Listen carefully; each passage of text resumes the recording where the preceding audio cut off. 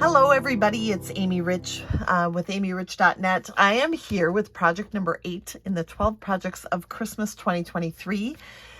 I have declared this week on my social media, and this is, November 14th, 2023. I have declared this week gift card holder week. So we are going to create a gift card holder. And I also created this little gift card folder over on Facebook. So you can head over to facebook.com/stampinnut, STAMPINNUT. You can find the link in the comments below or in the description of the video below. And I made that super cute one that holds 5 gift cards. And today I'm just going to make a card that holds 1. So we're going to start with a piece of Misty Moonlight cardstock that measures 4 1/4 by 11. I have scored it 2 inches from one end and 3 1/2 from the other. So the shorter end is down at the bottom and the taller end is up here at the top. And if you have a bone folder, you can give that a good crease. I don't know where mine, oh yes, I do. Aha! So I'm going to give those a good crease on both of those. And then I am going to take a piece of basic white that is cut 3 3/4 by 7, and it is scored at a 1/2 inch. And I'm going to score that backwards, fold that backwards, and then 5 inches, and I'm going to fold that forwards. So I've got 2 separate folds here going 2 different directions, and I am going to open up that skinny line, score line area there, and I am going to open up my card, and my skinny score line or skinny end is going to go right up against that fold at the top. I'm tripping over my words here because I'm so excited. And then I'm going to take liquid glue, and you could use Stamp and Seal Plus or tear and tape. Any of those items would work. And again, I'm going to make sure that is up against the fold but not going over, and then centered from left to right. And then I'm going to fold the flap down over the top and really adhere that well.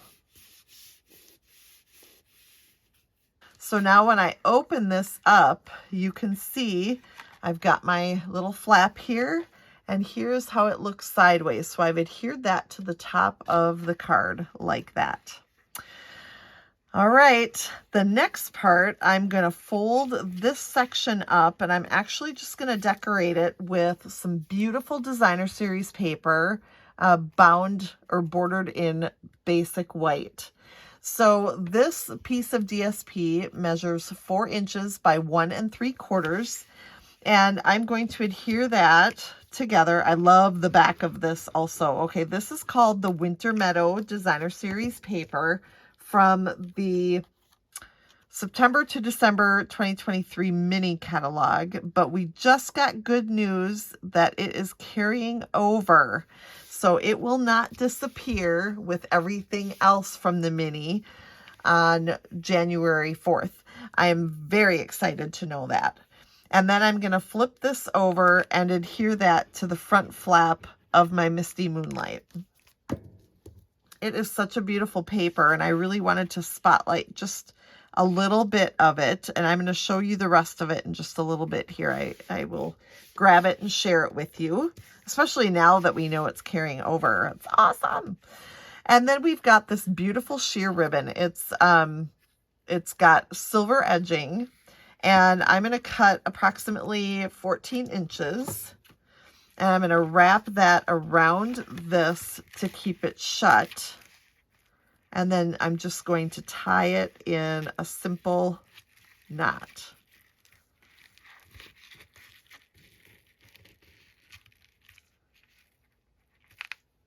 Okay, so now when we open the card, that pocket scooches up. Isn't that fun? We can take an old expired card here, tuck that in, And check it out. So it'll pop up like this. Ah. And actually we will stamp a little sentiment there at the end, but that is super cute. So now we're just going to decorate the top of it using another piece of the same designer series paper. You can make it different, but coordinating if you want to. I'm going to use the same exact one. This one is cut 4 by 3 1/4. And if you noticed, I'm using all liquid glue today, which is really out of the ordinary for me. Very, very strange. And then that will get mounted on a piece of basic white that is just an 1/8 inch bigger. And I believe I forgot to mention how big the white was for this layer, but I put it on the screen for you so that you could see it there. But here is this piece of white is 4 1/8 by 3 3/8. So it's cut just an 1/8 inch bigger. And then we're going to add that to the top section of the card. And then using liquid glue actually can be beneficial if it's not messy. You can kind of slip and slide it around until it's in place because it gives you a little bit extra time before it dries. All right, so now it's where I want it. So it's so pretty, like. And then you bring that up again and that pops open. You've seen that 100 times, but it's just so cool. I want to show it over and over again. All right, let's take a look at this designer series paper. You already saw this one here, which is so pretty. And you saw the back of it also. Here is another tree that is a Lost Lagoon color rather than a Misty Moonlight color. And then the back side has that shading in Lost Lagoon. The next piece has a little blueberry bushel highlights in it. And then the back side has, ooh, so pretty, blueberry bushel. I imagine this being stamped on because it's such a versatile piece. All the backings, all the back sides are. Then we'll go to this piece and the back side of that. I think this one is my favorite, especially with the deer hiding in there. And there's the back side. And finally, we've got this pretty piece that has some foliage in the corners, along with that nice subtle Misty Moonlight background. Love this DSP and so glad it is carrying over. The next product that we're going to bring out that I wanted to highlight are the handcrafted elements dies. And these dies are super beautiful with intricate detail.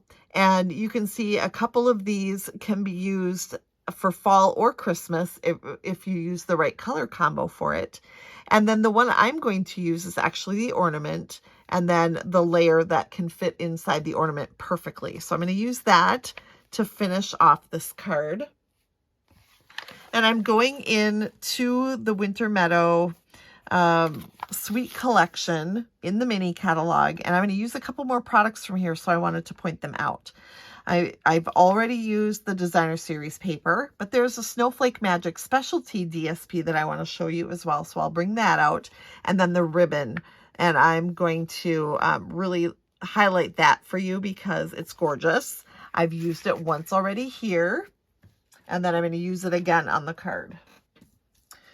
So I have cut the ornament out of this beautiful Snowflake Magic paper. And there are 2 other pieces in the pack. And it comes in 12 by 12. This is the Lost Lagoon. And then this one is a little bit brighter blue. You can see that. But these 3 come 2 of each in a pack.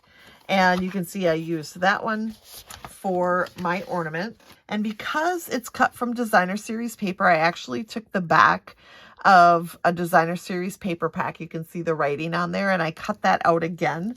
And I'm just going to use that now to help just stabilize the ornament a little bit. So I'm going to add a little glue.